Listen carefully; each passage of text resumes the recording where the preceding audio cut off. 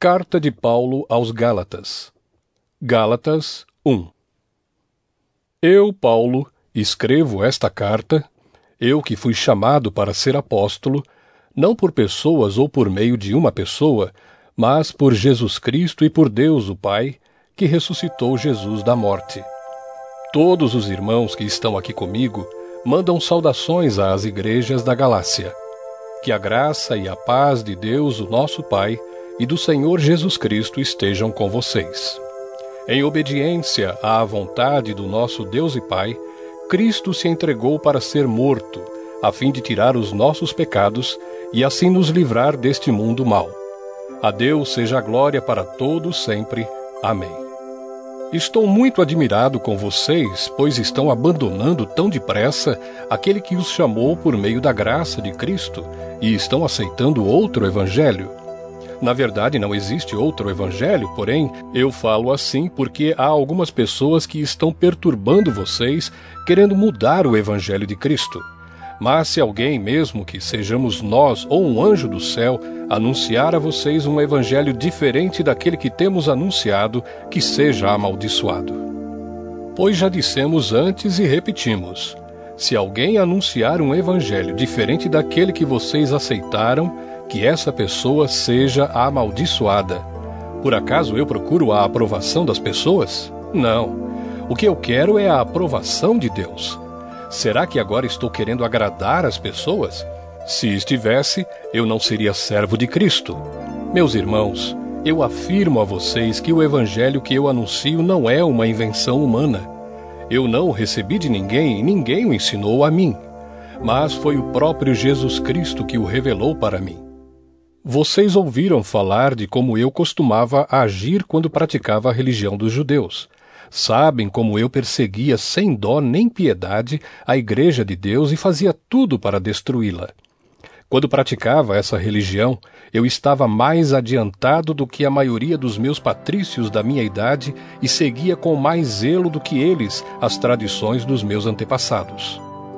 Porém, Deus, na sua graça, me escolheu antes mesmo de eu nascer e me chamou para servi-lo. E quando ele resolveu revelar para mim o seu Filho, a fim de que eu anunciasse aos não-judeus a boa notícia a respeito dele, eu não fui pedir conselhos a ninguém. E também não fui até Jerusalém para falar com aqueles que eram apóstolos antes de mim. Pelo contrário, fui para a região da Arábia e depois voltei para Damasco. 3 anos depois, fui até Jerusalém para pedir informações a Pedro e fiquei 2 semanas com ele. E não falei com nenhum outro apóstolo a não ser com Tiago, irmão do Senhor. O que estou escrevendo a vocês é verdade. Deus sabe que não estou mentindo. Depois fui para as regiões da Síria e da Cilícia. Durante esse tempo, as pessoas das igrejas da Judéia não me conheciam pessoalmente. Elas somente tinham ouvido o que outros diziam. Aquele que antes nos perseguia está anunciando agora a fé que no passado tentava destruir. E louvavam a Deus por minha causa. Gálatas 2. 14 anos depois, eu voltei para Jerusalém com Barnabé e levei Tito comigo. Voltei para lá porque Deus me revelou que eu devia fazer isso.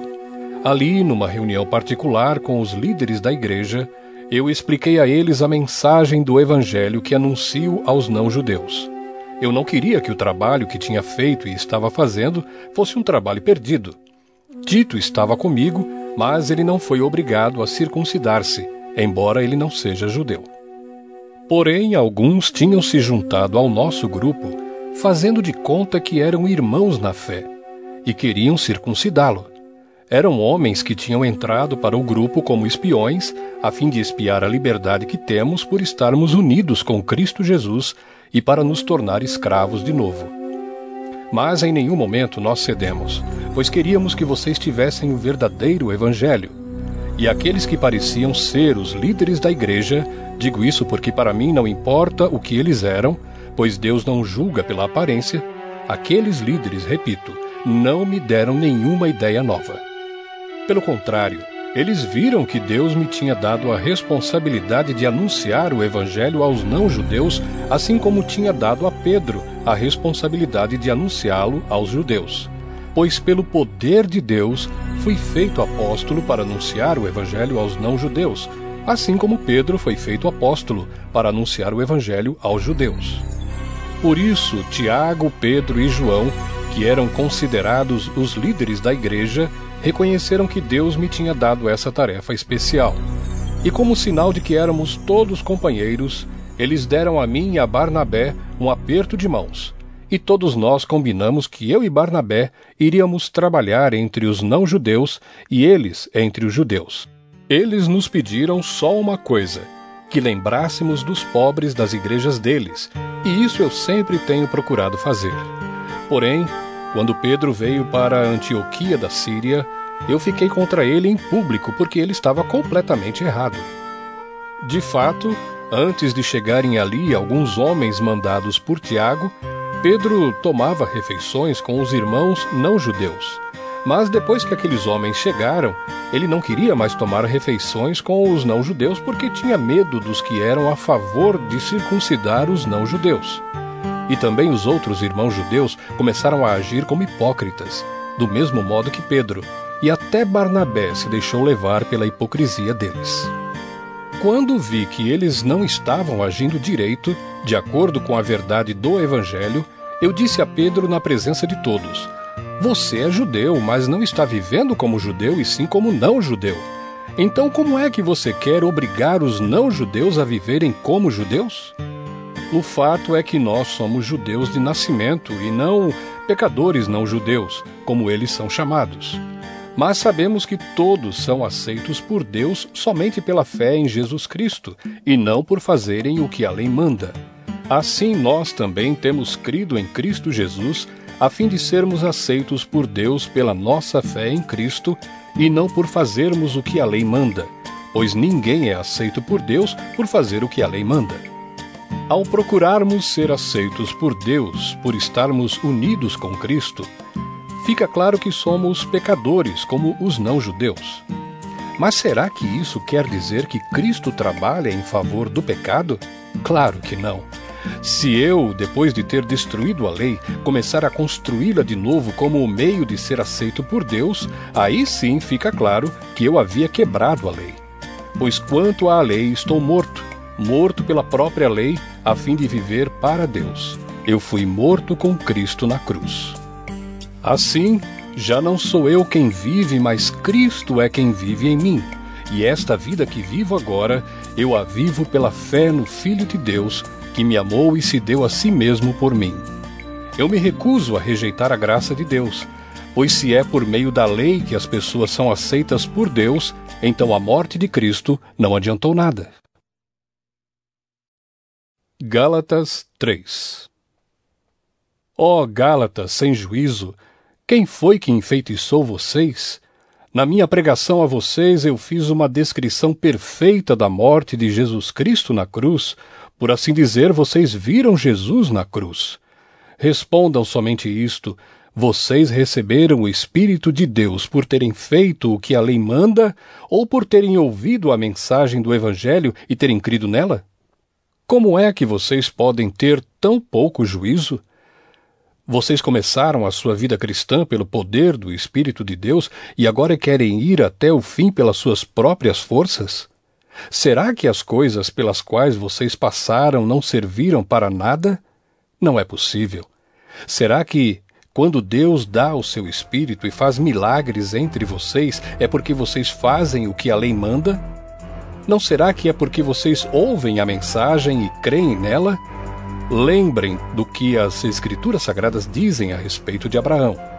Ele creu em Deus, e por isso Deus o aceitou.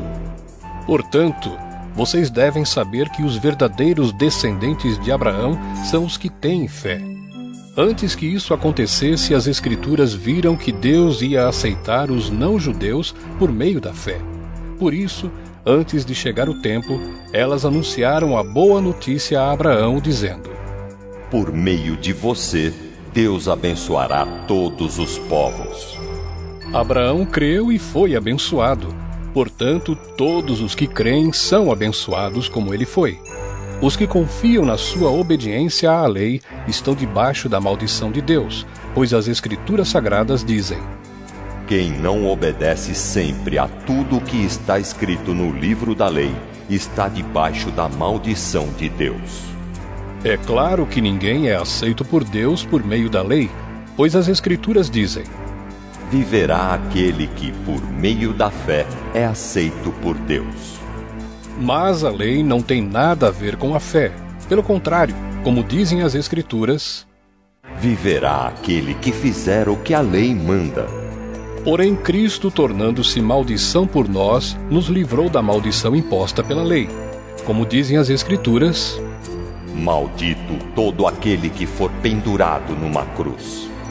Cristo fez isso para que a bênção que Deus prometeu a Abraão seja dada, por meio de Cristo Jesus, aos não-judeus, e para que todos nós recebamos por meio da fé o Espírito que Deus prometeu. Meus irmãos, vou usar um exemplo da vida diária. Quando duas pessoas combinam alguma coisa e assinam um contrato, ninguém pode quebrá-lo ou acrescentar qualquer coisa a ele, pois Deus fez as suas promessas a Abraão e ao seu descendente. Quando as Escrituras dizem que Deus fez as suas promessas a Abraão e à sua descendência, elas não querem dizer que se trata de muitas pessoas, mas de uma só, isto é, Cristo. O que eu quero dizer é o seguinte: Deus fez uma aliança com Abraão e prometeu cumpri-la. A lei, que foi dada 430 anos depois, não pode quebrar aquela aliança nem anular a promessa de Deus. Porque se aquilo que Deus dá depende da lei, então o que ele dá já não depende da sua promessa. Mas o que Deus deu a Abraão, ele deu porque havia prometido. Então, por que é que foi dada a lei?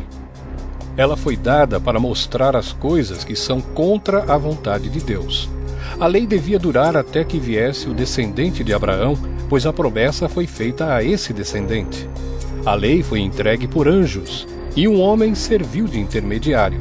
Porém, não é preciso haver intermediário quando se está falando de uma só pessoa, e Deus é um só. Será que isso quer dizer que a lei é contra as promessas de Deus? É claro que não. Porque se tivesse sido dada uma lei que pudesse dar vida às pessoas, então elas seriam aceitas por Deus por obedecerem a ela. Porém, as Escrituras Sagradas afirmam que o mundo inteiro está dominado pelo pecado, e isso para que as pessoas que creem recebam o que Deus promete aos que têm fé em Jesus Cristo. Mas antes que chegasse o tempo da fé, nós éramos prisioneiros da lei até que fosse revelada a fé que devia vir. Assim, a lei ficou tomando conta de nós até que Cristo viesse para podermos ser aceitos por Deus por meio da fé. Agora que chegou o tempo da fé, não precisamos mais da lei para tomar conta de nós. Pois por meio da fé em Cristo Jesus, todos vocês são filhos de Deus, porque vocês foram batizados para ficarem unidos com Cristo e assim se revestiram com as qualidades do próprio Cristo. Desse modo, não existe diferença entre judeus e não-judeus, entre escravos e pessoas livres, entre homens e mulheres. Todos vocês são um só por estarem unidos com Cristo Jesus. E já que vocês pertencem a Cristo, então são descendentes de Abraão e receberão aquilo que Deus prometeu. Gálatas 4. Digo mais isto: enquanto é menor de idade, o filho que vai herdar a propriedade do pai é tratado como escravo, mesmo sendo de fato o dono de tudo. Enquanto é menor, há pessoas que tomam conta dele e cuidam dos seus negócios até o tempo marcado pelo pai. Assim também nós, antes de ficarmos adultos espiritualmente, fomos escravos dos poderes espirituais que dominam o mundo. Mas quando chegou o tempo certo, Deus enviou o seu próprio Filho, que veio como filho de mãe humana e viveu debaixo da lei, para libertar os que estavam debaixo da lei, a fim de que nós pudéssemos nos tornar filhos de Deus. E para mostrar que vocês são seus filhos, Deus enviou o Espírito do seu Filho ao nosso coração, o Espírito que exclama: Pai, meu Pai. Assim vocês não são mais escravos, vocês são filhos. E já que são filhos, Deus lhes dará tudo o que Ele tem para dar aos seus filhos. No passado, vocês não conheciam a Deus e por isso eram escravos de deuses que de fato não são deuses. Mas agora que vocês conhecem a Deus, ou melhor, agora que Deus os conhece, como é que vocês querem voltar para aqueles poderes espirituais fracos e sem valor? Porque querem se tornar escravos deles outra vez? Por que dão tanta importância a certos dias, meses, estações e anos? Estou muito preocupado com vocês. Será que todo o trabalho que tive com vocês não valeu nada? Meus irmãos, peço que sejam como eu. Afinal, eu sou como vocês e vocês não me ofenderam em nada. Lembram por que foi que lhes anunciei pela primeira vez o Evangelho? Foi porque eu estava doente. Mas vocês não me desprezaram, nem me rejeitaram, embora o meu estado de saúde fosse uma dura prova para vocês. Pelo contrário, vocês me receberam como se eu fosse um anjo de Deus ou mesmo como se eu fosse Cristo Jesus. E como vocês estavam felizes!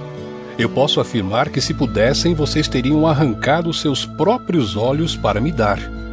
O que foi que aconteceu? Será que agora, por ter dito a verdade, eu me tornei inimigo de vocês? Esses homens mostram grande interesse por vocês, mas a intenção deles não é boa. O que eles querem é separar vocês de mim para que vocês sintam por eles o mesmo interesse que eles sentem por vocês. É bom vocês terem um interesse sincero sempre, e não somente quando estou com vocês. Meus queridos filhos, eu estou sofrendo por vocês como uma mulher que tem dores de parto, e continuarei sofrendo até que Cristo esteja vivendo em vocês. Como eu gostaria de estar aí agora, para poder falar com vocês de modo diferente. Estou muito preocupado com vocês. Vocês que querem estar debaixo da lei, me digam uma coisa. Vocês não estão ouvindo o que a lei diz? Ela diz que Abraão teve 2 filhos. Um de uma escrava, Agar, e outro de uma mulher livre, Sara. O filho da escrava foi gerado como todas as crianças são geradas, mas o filho da mulher livre foi gerado por causa da promessa de Deus. Isto serve como um símbolo. As 2 mulheres representam as 2 alianças. Uma aliança é a do Monte Sinai e está representada por Agar. Os que são dessa aliança nascem escravos, pois Agar representa o Monte Sinai na Arábia, e Agar é o símbolo da Jerusalém atual, que é escrava com todo o seu povo. Mas a Jerusalém celestial é livre, e ela é a nossa mãe, pois as Escrituras Sagradas dizem: Você, mulher que nunca teve filhos, fique alegre. Você que nunca sentiu dores de parto, grite de alegria. Pois a mulher abandonada terá mais filhos do que a que mora com o marido.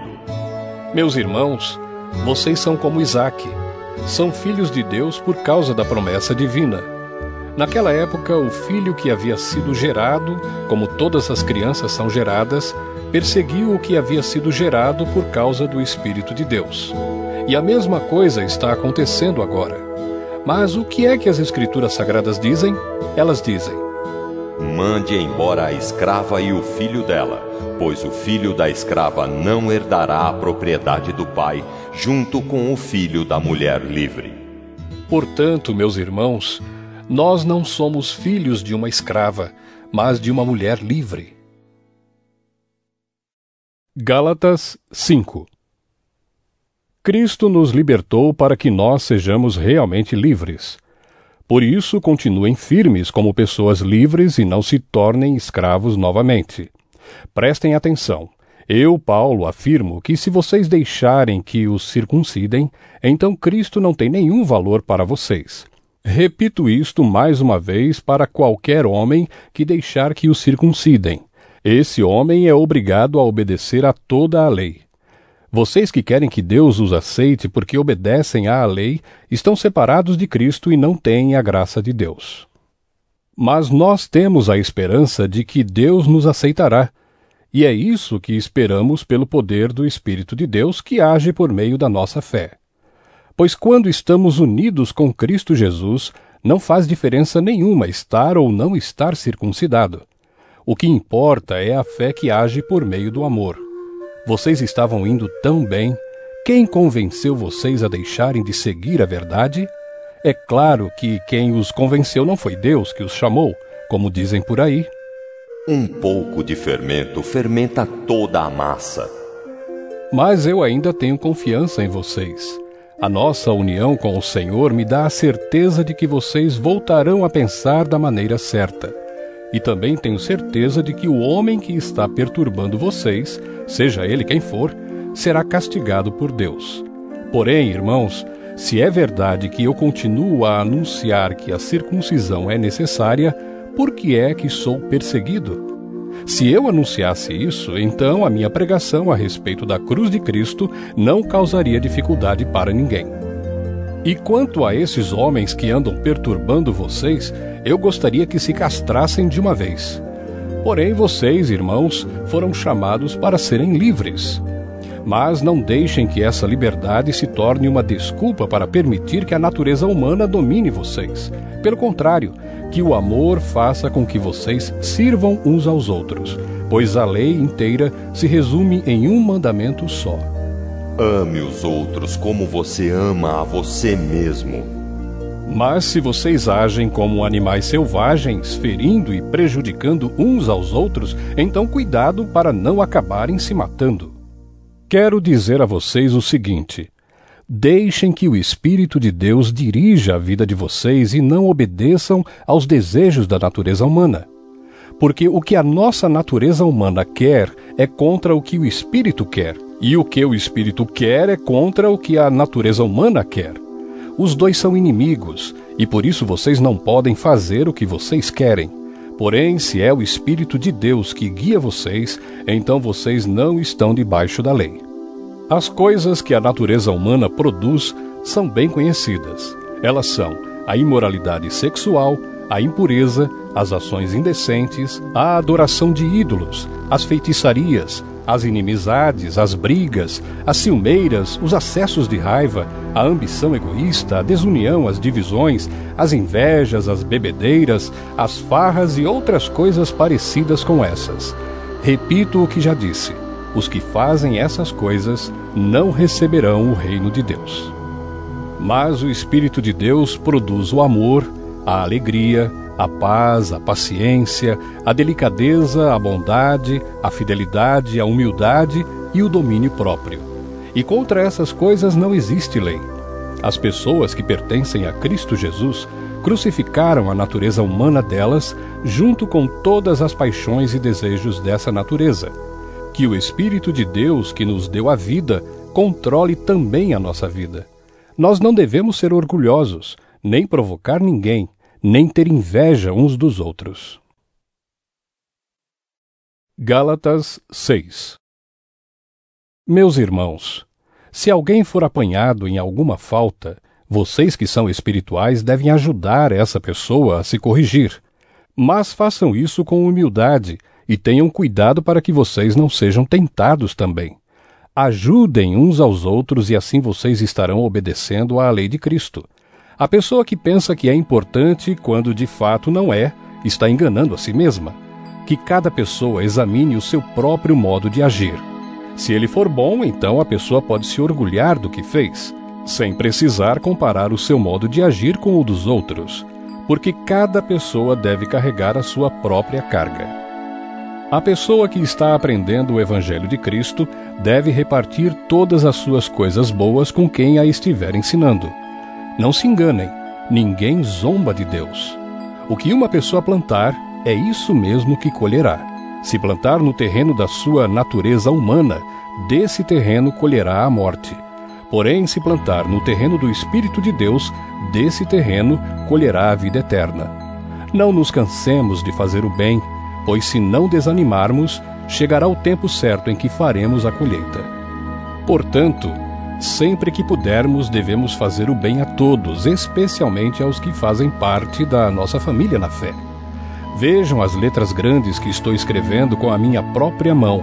Os que estão forçando vocês a se circuncidarem são pessoas que querem ficar orgulhosas de coisas de pouca importância. Eles fazem isso somente para não serem perseguidos por causa da cruz de Cristo. Pois nem mesmo os que praticam a circuncisão obedecem à lei.